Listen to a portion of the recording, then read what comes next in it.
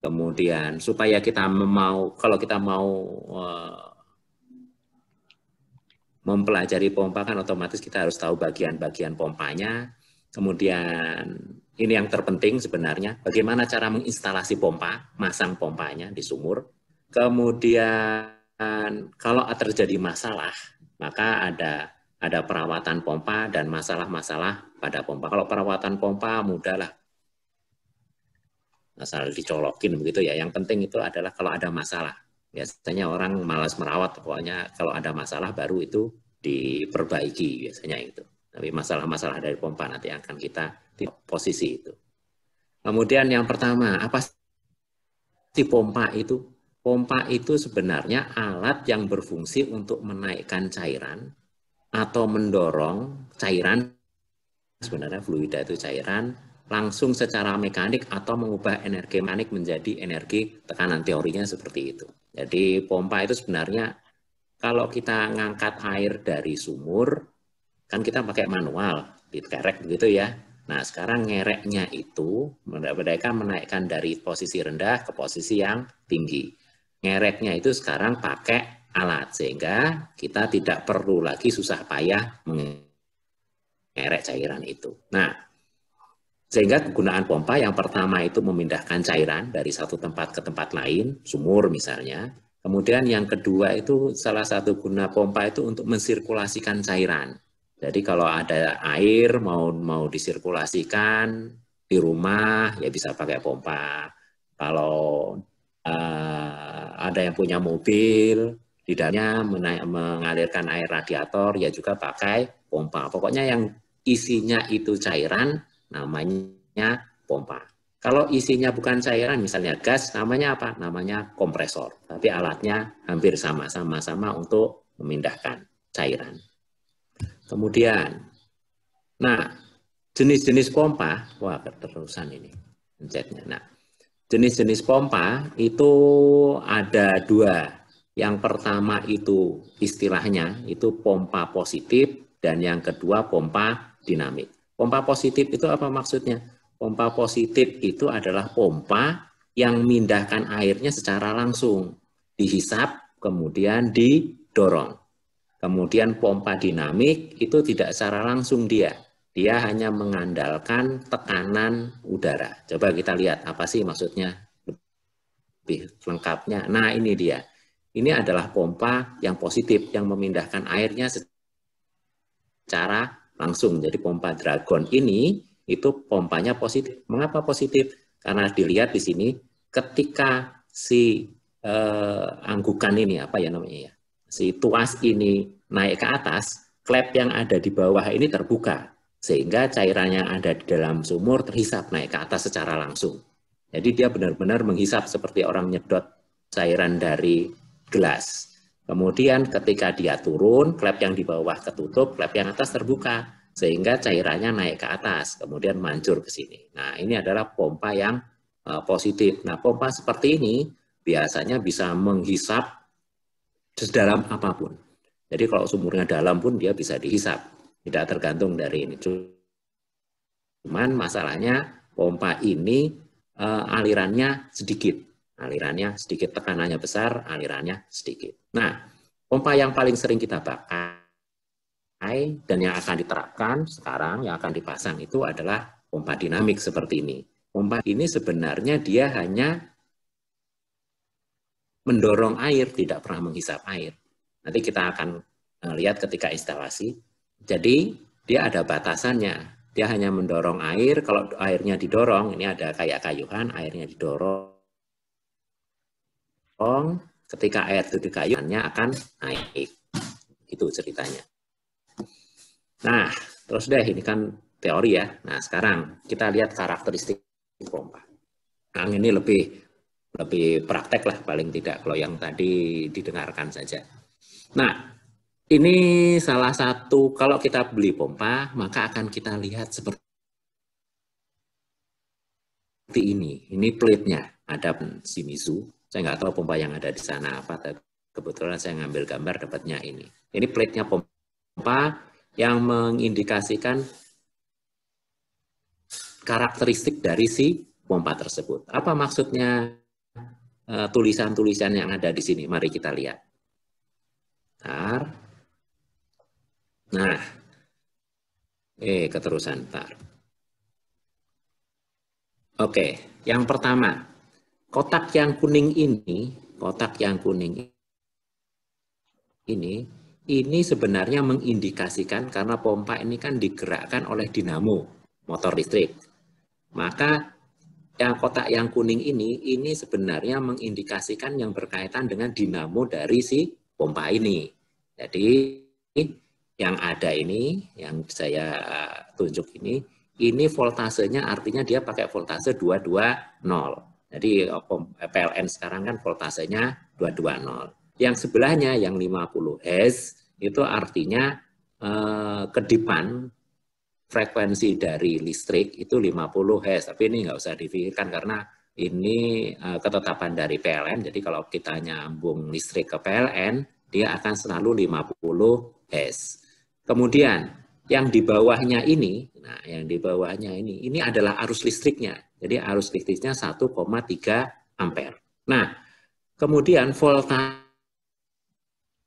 dan arus ini kalau dikalikan, maka kita akan mengetahui oleh si pompa ini kan kita biasanya lebih tertarik pada wattnya. Listrik di rumah kuat apa enggak kalau saya pasang pompa? Listrik di musola kuat atau tidak kalau saya pasang pompa? Nah, kalau di sini voltasenya 220, sedangkan ampernya itu 1,3 ampere, maka kalau saya kalikan 220 dikalikan 1,3 ampere sama dengan 286 watt. Jadi pompa Shimizu ini yang ada di tayangan kita ini dia mengambil daya listrik sebesar 286 watt. Kalau dipasang asal listriknya itu masih di bawah 286 masih kuat, tidak jelek.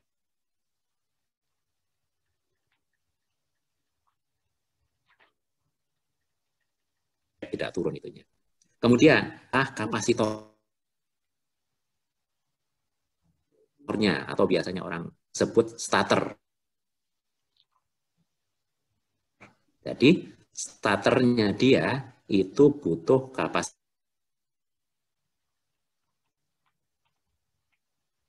sebesar 8 mikrofarad. Nah, jadi ini 8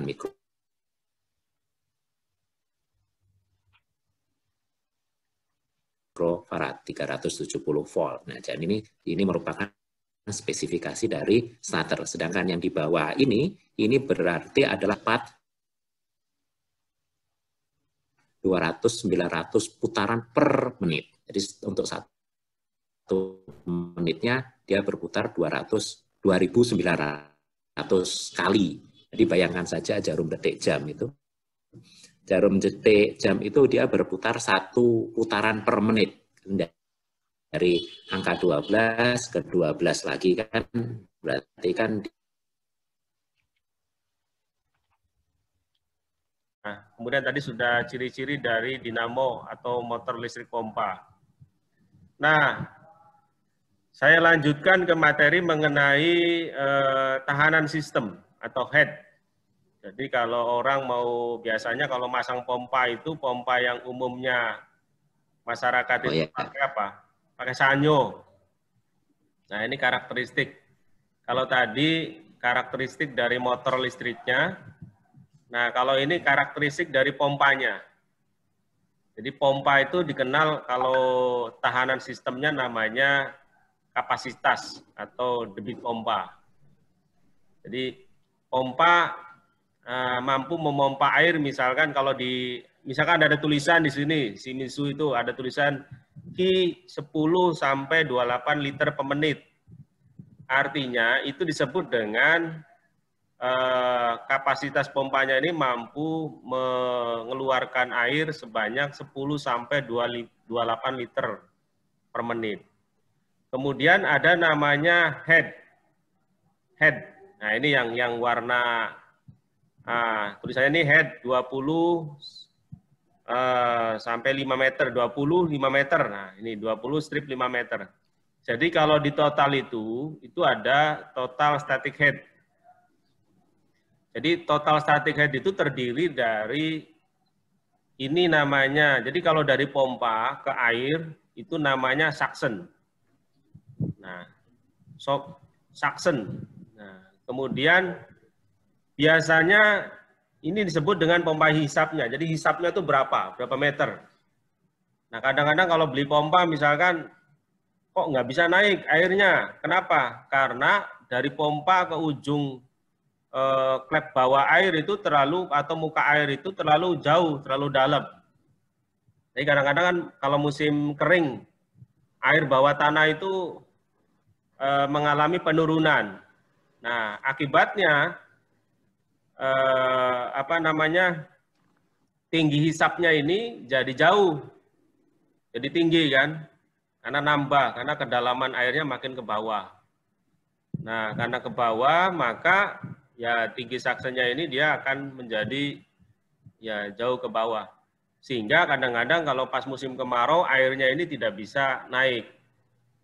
Kemudian ada lagi ukuran daripada dorongnya, discharge-nya. Jadi discharge-nya itu kalau dilihat di sini berapa itu? Nah, ukurannya tergantung dari total. Jadi discharge-nya berarti dia kalau discharge-nya ini kalau total statikannya berapa tinggal dikurangi berapa hisapnya. Jadi kadang-kadang pompa kan itu misalkan tekanan udara keluar, air keluarnya itu dia di luar dari air. Kalau toren, tahu toren ya? Toren kan? Toren biasanya keluarnya dari atas ke bawah, mancurnya itu. Kalau ini dia nekan dari bawah. Jadi namanya kemampuan statik. Pak Darwin udah masuk lagi, Pak Darwin? Halo? Ya, nggak apa-apa lah. Nanti saya lanjut lagi. Ntar masih tidak stabil. Masih stabil. Nggak apa-apa ya Pak Darwin ya. Nanti saya lanjut. Nanti ditambahkan sama Ya, Pak silakan. Ya. Kemudian ini tahanan sistem atau head. Jadi kalau dilihat dari gambar itu, air yang dialirkan dari tangki A ke B. Jadi ini tangki bawah, kemudian ini tangki atas, tangki B. Jadi disebut dengan static suction, kemudian ini discharge suction, atau biasa disebut dengan tinggi hisap, kalau ini namanya tinggi buang. Jadi kalau dari pompa ke bawah disebut dengan tinggi hisap, kalau pompa ke atas disebut dengan tinggi buang. Nah, kemudian ya ini istilah-istilah dari pompa. Kemudian ada lagi yang jenisnya jenis lain, misalkan model yang bawah. Jadi dia pompanya dari ngambil airnya itu, pompanya berada di bawah ketinggian muka air. Contoh kadang-kadang akuarium. Akuarium itu kadang-kadang pompanya ada di bawah muka air. Muka air di akuarium itu. Nah, jadi kalau ini dia static suction head-nya dia ada di bawah muka air. Kemudian total static head-nya berarti dia dari tinggi muka air ke muka daripada air yang di atas. Nah, ini karakteristik daripada pompa. Nah, kira-kira mana yang menguntungkan? Antara yang bawah atau yang atas? Jadi, tentunya ini akan mempunyai karakteristik yang berbeda. Jadi, tergantung dari berapa ukuran hisapnya sama ukuran dari jarak buangnya. Ini akan mempengaruhi daripada karakteristik mana yang lebih menguntungkan. Nah, ini kalau misalkan susunan pompa, ada yang paralel, kemudian ada yang seri. Contoh misalkan di sini ada air sungai, misalkan mau dipompa keluar. Nah, ini disebut dengan paralel. Di pompa 1, pompa 2 digabungkan, ini debitnya akan lebih banyak. Tapi headnya kecil. Jadi debitnya banyak. Jadi pompa-pompa ini digabung-gabung, keluarannya disamakan. Ada lagi yang pompanya seri.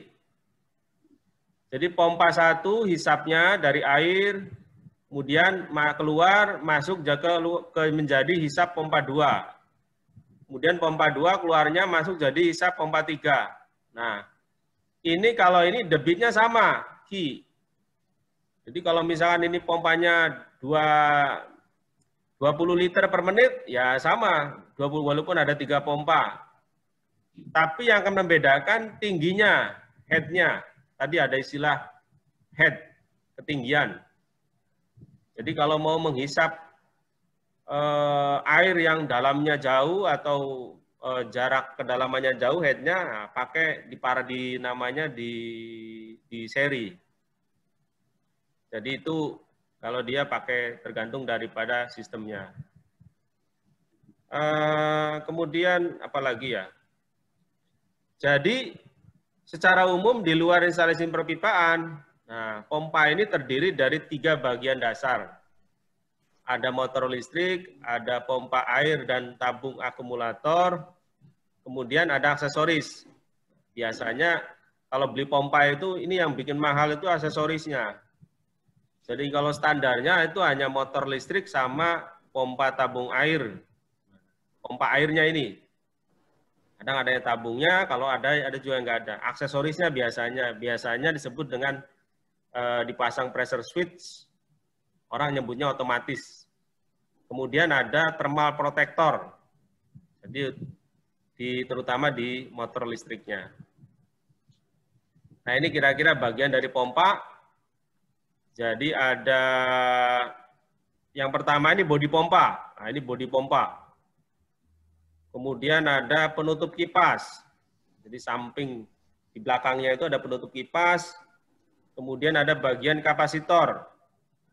Nomor berapa? Nomor 3. Kemudian ada lilitan. Nah, lilitan utama. Jadi di dalamnya pompa itu ada lilitan itu yang bisa menginduksikan bisa menghasilkan dari berubah energi listrik menjadi energi mekanik, jadi energi gerak. Kemudian diteruskan ke poros. Nah, dari poros kemudian dikoppel dengan biasanya gear masuk ke pompa. Jadi poros pompa. Pompa nanti yang memutar atau menggerakkan daripada aliran air. Nah, kira-kira bentuknya seperti inilah. Ini motor AC motor. Jadi motor AC. Jadi rata-rata pakai kalau pompa listrik, pompa air itu dia pakai AC. Nanti Pak Darwin akan menjelaskan bagaimana. Pak Darwin, halo Pak Darwin. Lanjut Pak Darwin. Halo ya Pak, boleh? Boleh lanjut Pak. Oh. Saya meng-screen dari sini. Silakan Pak Darwin. Oh ya, maaf ini gambar saya nggak kelihatan, tapi karena kendala sambungan. Boleh nih, saya screening aja. Silakan Pak Darwin. Oh ya, ya ini meneruskan dari Pak Kolel, ini bagian dari motor listrik AC karena memang pompa yang akan kita pakai itu adalah pompa AC. Sebenarnya yang lain ada, tapi biar supaya kita memperkecil ini kita biasanya pompa AC. Ya terus Pak Khalil. Ini. Nah ini merupakan bagian dari pompanya itu sendiri. Jadi pompa itu sebenarnya seperti yang dikatakan tadi sempat saya dengar Pak Khalil, pompa yang ada itu sebenarnya tidak pernah menghisap. Jadi walaupun ini ada air hisapnya, dia tidak pernah menghisap air, dia hanya mendorong air. Jadi kalau kita buka, isinya itu hanya piringan kecil, ini namanya blitz, piringan kecil, yang dia hanya mendorong air masuk, kemudian didorong ke atas. Jadi animasinya itu ada yang di sebelahnya itu, jadi dia masuk, kemudian air itu didorong. Jadi pompa itu tidak pernah menghisap air sebenarnya, ada mendorong air melalui impellernya, ada tulisannya impeller ya, ada impeller itu. Jadi seperti roda ada kayu-kayunya kecil sebenarnya, terbuat dari kuningan biasanya pompanya itu. Ya selanjutnya Pak Khalil. Kemudian, nah ini bentuknya kira-kira bagian-bagian pompa yang mirip dengan tadi lah, ini bagian-bagiannya. Terus saja Pak Khalil, kita ingin lihat bagaimana. Nah, cara kerjanya itu, nah ini dia. Cara kerjanya itu sebenarnya prinsip kerja motor pompa itu adalah motor listrik, dia memotor polos, kemudian impellernya berputar, kemudian impeller itu berputar memaksa cairan itu naik ke atas, kemudian zat cair yang diputar di impeller itu terlempar karena gaya putar naik ke atas, kemudian dia nyampe ke torrentnya itu, involute-nya itu, kemudian keluar menuju ke nozzle pompa. Kira-kira begitu, tapi seperti gambar yang sebelumnya tadi, tayangan sebelumnya tadi. Terus Pak Fadil, supaya kita bisa, ini kan teori. Nah, ini dia. Bagaimana cara menginstalasi pompa itu sih sebenarnya?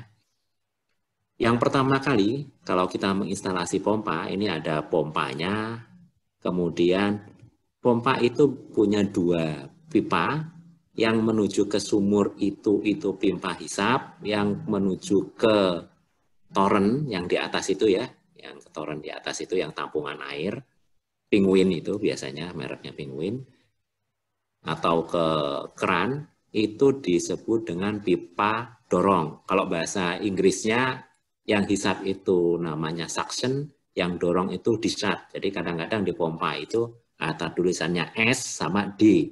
Jadi yang S itu masuk ke dalam sumur, yang D itu keluar. Nah, kita konsentrasi dulu dengan yang S, yang hisap ya. Pipa hisap ini ketika masang harus benar-benar diperhatikan hati-hati. Jadi di pipa hisap itu tidak boleh bocor, sama sekali tidak boleh bocor. Seujung rambut pun dia tidak boleh bocor. Mengapa dia tidak boleh bocor? Kalau dia bocor, maka airnya itu tidak akan bisa dihisap dari dalam sumur. Nah, di pipa hisap ini akan terisi air dia. Dia harus terisi air dan airnya tidak boleh turun. Jarak dari pompa ke mata air ini tadi sudah kita lihat itu sekitar 9 meter. Nah, di ujung pipa hisap itu supaya kita tidak sering kalau menghidupkan pompa harus mancing, di ujung pipa hisapnya itu harus dipasang klep namanya. Jadi dipasang klep satu arah. Nanti kita lihat klep satu arahnya. Klep satu arah ini kalau kita beli klep gitu ya, klep bawah itu ngetesnya sebenarnya mudah karena dia satu arah. Pipa klep ini kita pakai bisa dihisap tapi tidak bisa ditiup. Jadi kalau mau ngetes itu kita hisap tapi kita tidak bisa meniupnya, berarti klepnya itu bagus. Nah, jadi yang terjadi adalah air masuk ke klep ini naik ke atas, kemudian ke pompa. Nah, dari pompa ke klep ini airnya tidak boleh turun. Nah, sehingga ketika pompa ini dihidupkan pertama kali, harus dites bahwa airnya nggak turun. Kalau airnya turun, berarti kita ketika menghidupkan pompa harus mancing lagi. Nah, karena itu pertama kali ketika pompa ini dihidupkan, si pipa hisap ini harus terisi air, tidak boleh bocor sama sekali. Kemudian yang selanjutnya yang ke atas sih bukan nggak begitu pipa dorong. Jadi masalahnya hanya pipa hisap. Terus next Pak Koril, silakan terus. Nah, cara kerjanya jadinya seperti ini. Kalau pompanya dihidupkan, naik melalui pipa hisap, air tidak bisa masuk ke pompa, naik ke dalam toren. Jadi naik ke dalam toren. Ya, terus Pak Khalil. Suara saya terdengar ya? Terdengar. Ya, oh terdengar ya. Ini adalah beberapa cara yang harus dilakukan ketika kita melakukan pompa. Berapa Pak? Dia biasalah penanganan katup dan lain sebagainya ini. Terus Pak Khalil, kita fokus pada masalah-masalahnya saja. Ini teoritis sekali. Jadi kalau periksa bantalannya dan lain sebagainya. Terus ya next Pak Khalil.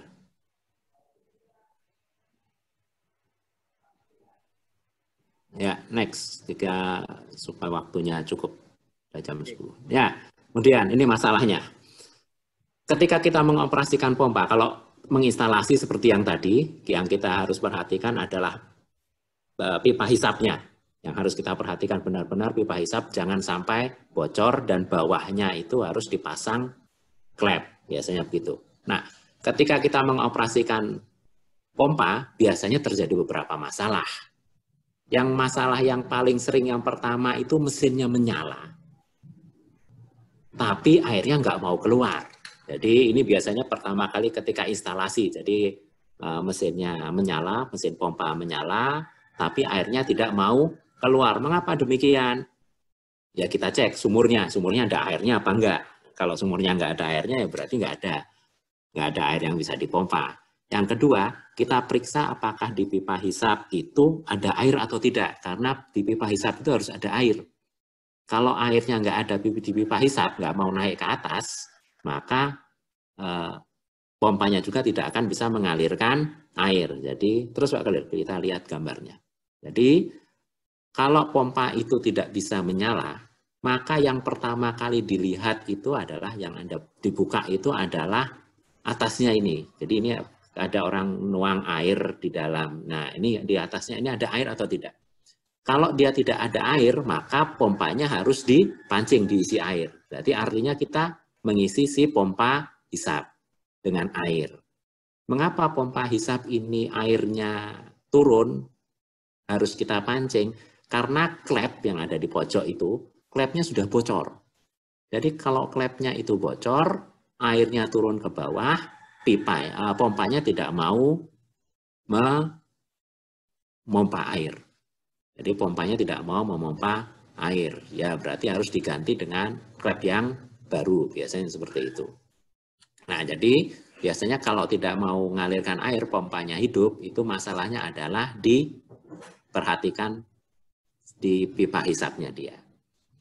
Nah selanjutnya Pak Khalil. Nah yang kedua, kasus kedua, mesinnya tidak menyala sama sekali. Jadi pompanya ini biasanya terjadi kasusnya itu kalau pompa itu dibiarkan lama, nggak pernah dihidupkan, nggak pernah diapa-apain, kemudian tiba-tiba dihidupkan. Ternyata mesin pompanya tidak menyala sama sekali. Biasanya itu pompa motor listriknya menyala, tapi dia cuma mendengung. Jadi kalau kita dengarkan itu dia dengung, tapi dia nggak mau berputar. Yang pertama kali dilakukan apa? Yang pertama kali dilakukan kalau misalnya nggak mendukung sama sekali, kita cek sambungan listriknya atau ada atau tidak. Kalau misalnya sambungan listriknya ada, maka yang pertama kali jangan menyentuh si pompanya, karena takut pompanya itu korsleting. Jadi lebih baik kita pakai tes pen, kemudian kita tes badannya si pompa itu ada aliran listrik atau tidak. Kalau misalnya badannya pompanya tidak ada aliran listrik, maka terus Pak Khalil, next. Maka kemudian, nah ini badannya ada aliran listrik atau tidak, maka kemudian ada dua kemungkinan. Di pompa airnya itu berkarat, sehingga macet pompa airnya. Karena itu kita buka bagian depan kipasnya itu seperti yang ada di gambar, kipasnya kita buka, kemudian pakai obeng atau pakai tang, si kipasnya itu kita putar 1 atau 2 kali. Sebelumnya aliran listriknya kita cabut dulu 1 atau 2 kali sehingga bisa berputar dengan langsam, dengan mudah. Setelah itu bisa berputar, kita tancapkan ke colokan listrik. Kalau dia langsung mau berputar, berarti memang si pompanya itu macet bagian karena berkarat di ujung pompanya. Tapi kalau tidak mau berputar juga, kita coba putar si kipasnya. Kalau kipasnya kita putar mau berputar, jadi maka yang bermasalah itu adalah starternya berarti. Nah, berarti starternya mati. Starternya itu seperti yang ada di gambar sampingnya itu kapasitornya itu. Maka kita harus ganti kapasitornya itu dengan kapasitor yang baru sesuai dengan spesifikasi ciri-ciri pompa tadi. Karakteristik pompa tadi biasanya ada di badannya si pompa. Tinggal kita ganti saja dengan yang baru. Atau kita tes dulu kapasitornya. Kalau kita punya multitester, avometer itu, diarahkan ke ohm, kemudian kita tes ada hubungan atau tidak. Tapi kalau dengan kapasitor jangan disentuh kabelnya, karena biasanya kalau kapasitornya masih bagus, habis kontak dengan listrik dia masih menyimpan tegangan listrik. Jadi harus hati-hati itu supaya tidak terjadi kesetrum, walaupun kesetrumnya nggak apa-apa, tapi kan lumayan juga sedikit-sedikit sakit. Nah, ini kalau pompanya bisa berputar, kalau pompanya tidak bisa berputar sama sekali. Kemudian setelah itu, next Pak Khalil, selanjutnya. Nah, ini sebenarnya yang sering terjadi. Jadi kalau pompa itu dipakai terus-menerus itu selama sering dipakai terus-menerus, lama-kelamaan pompa itu suaranya menjadi berisik gitu. Kadang-kadang di bagian porosnya keluar air gitu. Jadi pompanya suaranya sudah tidak semulus pompa ketika baru. Nah, hal ini dikarenakan apa? Dikarenakan lakernya si pompa itu sudah aus. Jadi dinamonya si pompa itu lakernya sudah minta diganti. Nah, terus Pak Khalil. Nah, jadi ini bagian dari motor listriknya, lakernya itu ada di setiap ujung porosnya dari si motor listriknya ini. Jadi kalau ini berputar terus-menerus lama-kelamaan ya seperti sepeda motor, seperti kan kita juga kalau punya sepeda motor suatu saat kalau rodanya sudah bunyi, sudah nggak enak, gojlak-gojlak gitu, maka kemudian kita harus ganti lakernya. Sama juga motor listrik juga, kalau misalnya dia sudah aus, sudah lama dipakai, maka lakernya juga harus diganti. Nah, untuk ganti laker motor listrik ini, maka kita harus melepas hampir semua bagian dari pompa. Jadi pompanya dilepas, belakang motornya listriknya dilepas, kemudian sisakan si drive-nya ini. Biasanya sih kami kalau misalnya praktek langsung, kita praktek bareng-bareng bagaimana cara mengganti motor listriknya. Jadi kalau yang di tengah-tengah ini dilepas, ada gambar yang ada di bawahnya ini. Jadi lakernya ada di kanan dan di kiri dari porosnya ini. Ya, terus Pak Khalil. Jadi yang paling menyusahkan itu biasanya adalah mengganti laker motor listrik. Tapi kalau yang disumbangkan, yang diberikan di musola sekarang itu pompa yang baru biasanya tidak perlu ganti laker. Biasanya ganti laker paling cepat setahun atau 2 tahun ke depan baru lakernya minta ganti. Tapi prosesnya mengganti laker itu paling tidak seperti ini. Jadi bagian pompanya itu dilepas, kemudian bagian belakangnya dilepas semua sehingga menyisakan porosnya saja. Kemudian porosnya itu ujungnya lakernya diganti. Dan melepas si lakernya itu biasanya butuh alat khusus, bisa pakai obeng dipukul begitu, pakai kunci Inggris dipukul, atau kalau lebih baik pakai tracker untuk menarik si lakernya itu. Nah, kalau lakernya ganti seal sekalian, biasanya kalau ganti laker supaya tidak bocor, seal di poros pompanya, kemudian baru dipasang lagi, insya Allah ya pompanya akan menjadi tidak berisik lagi dan berputar lebih bagus. Ya, terus Pak. Nah, itu adalah 3 masalah yang paling sering terjadi pada pompa. Jadi masalah yang paling sering terjadi pada pompa adalah yang pertama, pompanya hidup tapi nggak mau ngalir, masalahnya itu di pipa hisap. Kemudian pompanya hanya mendengung saja tapi nggak mau hidup, nah itu biasanya kapasitor. Yang ketiga, pompanya hidup tapi suaranya berisik, yaitu masalahnya di laker. Yang lain ini adalah gejala-gejala yang lain. Kalau kita baca, kalau pompanya nggak mau nyala berarti motor listriknya rusak. Ini sebenarnya pompanya rusak, maka cara mengatasinya seperti ini: memperbaiki motor listrik, memperbaiki pompa, periksa listrik, lakukan pembersihan impeller, dan lain sebagainya. Ini kalau pompanya seperti tadi, tidak mau hidup sama sekali. Yang bawahnya itu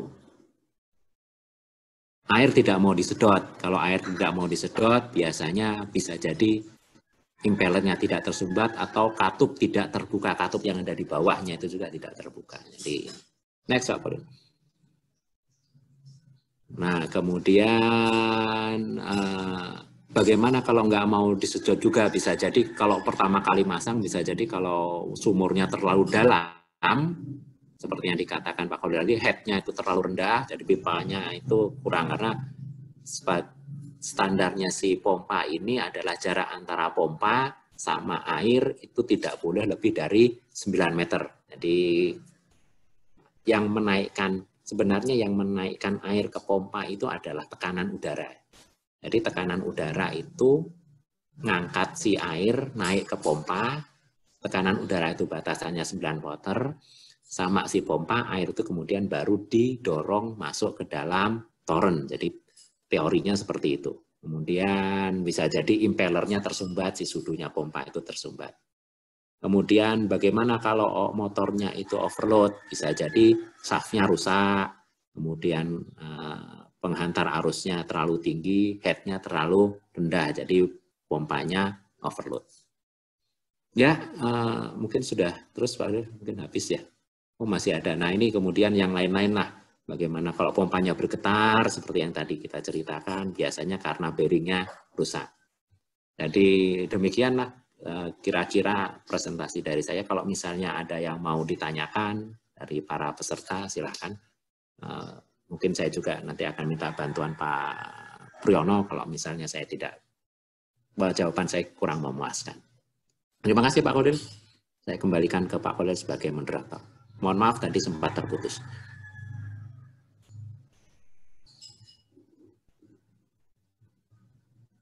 Silakan Pak Khalil, di-unmute dulu mungkin. Baik, terima kasih Pak Darwin. Tadi sudah disampaikan, masih ada waktu berapa menit ya, 10 menit lah. Sesi pertanyaan ini, silakan ada yang mau tanya? Tanya ke depan. Ya, langsung tanya, langsung ngomong. Ya.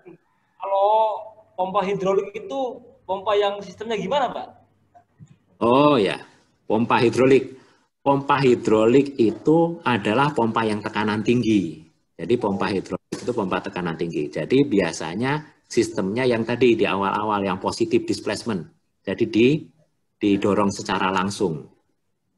Umumnya pompa hidrolik itu pakai roda gigi.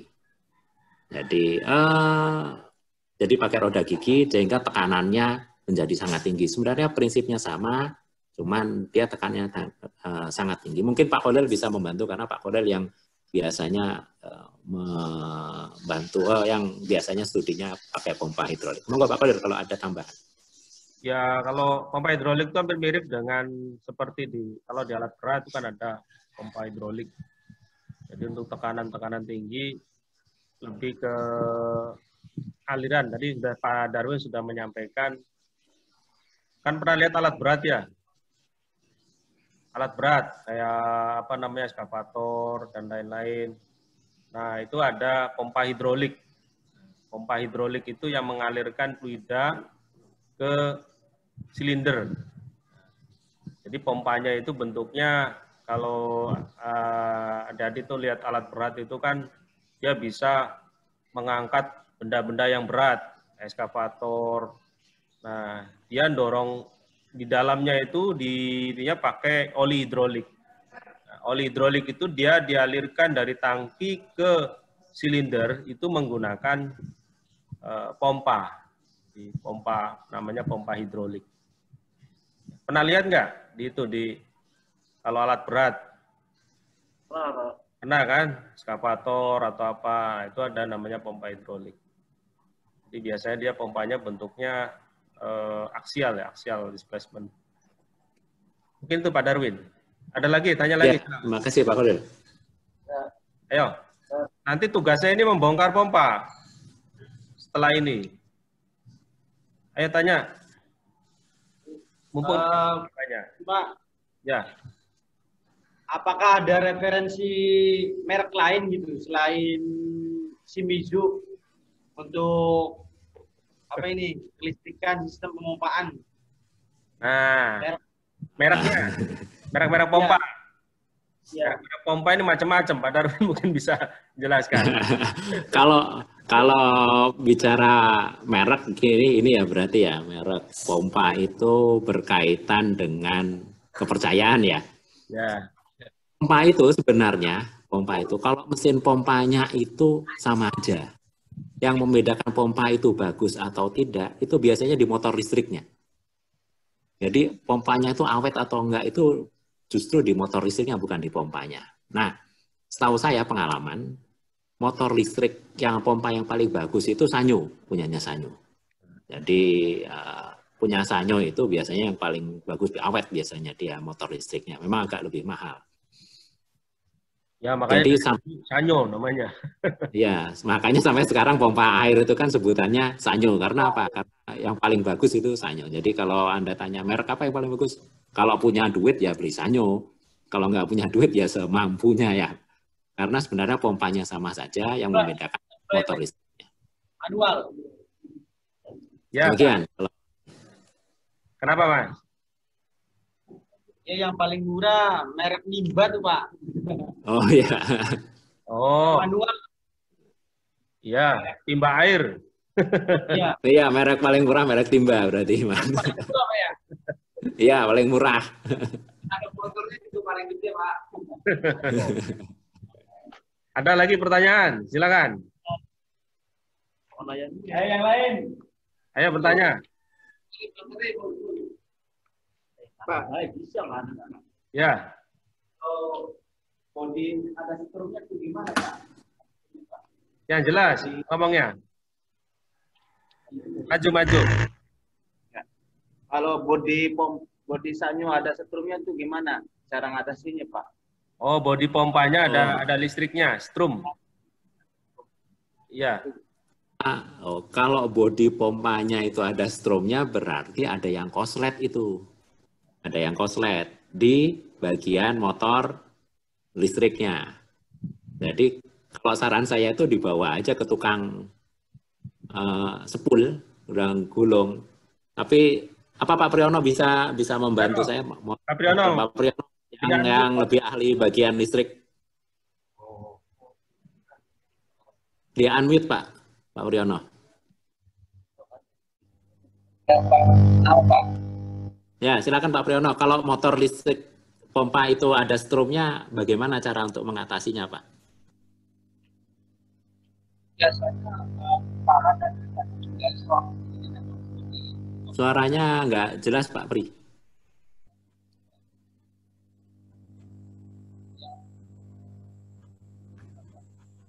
Halo?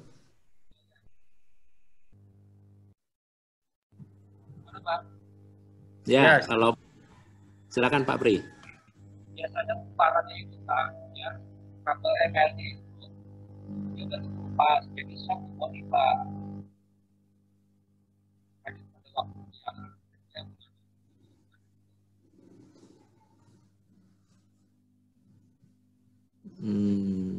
Speakernya nggak jelas Pak Pri.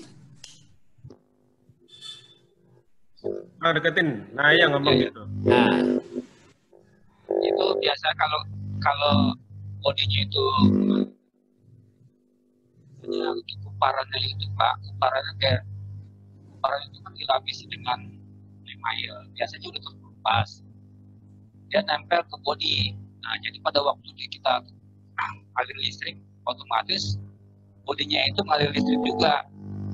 Biasanya kalau memang begitu, biasanya harus kita gulung ulang Pak. Oh gitu. Atau memang ya biasa, atau kalau nggak digulung, kalau kita punya larutan yang untuk itu bisa kita rendam lagi tuh Pak. Oh, jadi saya clearkan ke peserta. Jadi itu biasanya karena short apa? Short itu konslet antara gulungan yang dari tembaga itu dengan bodinya. Karena gulungan dari tembaga yang bodinya itu kan ada pelapisnya kayak kertas itu ya, itu sudah terkelupas. Nah, cara mengatasinya bagaimana? Maka gulungannya itu harus digulung ulang supaya dia tidak koslet. Atau kalau Anda punya semacam yang direndam terus kelapisi itu, direndam aja supaya dia tidak short. Tapi paling gampang ya dibawa ke tukang dinamo lah supaya tidak short. Ya, digulung ulang. Jadi itu jawabannya. Ya, monggo kalau ada yang tanya. Ya, ada lagi yang mau tanya? Cukup dulu ya. Mau? Ya.